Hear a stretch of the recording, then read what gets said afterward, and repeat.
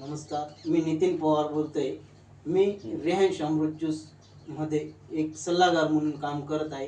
तर मी या दीदींना अमृत ज्यूस दिलेलं आहे आपलं.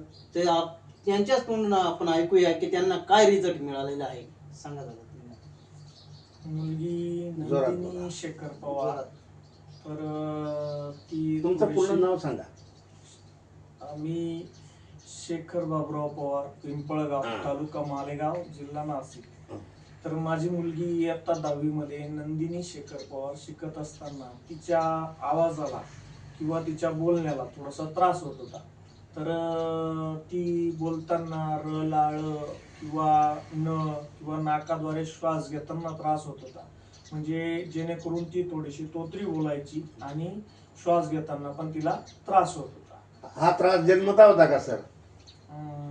जन्मताच नव्हता, पण नंतर काय किती वर्ष झाली होती या त्रासाला? ते जवळजवळ आता 5-7 वर्ष झाले.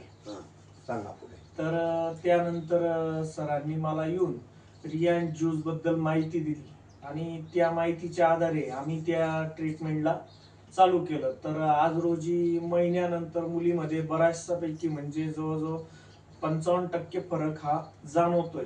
त्यानंतर पुढे त्यांनी मला काही औषधं दिली आहेत. आपण त्यानंतर पुन्हा त्यांचा हे जे अमृत ज्यूस जे आहे ते आपले शैलेश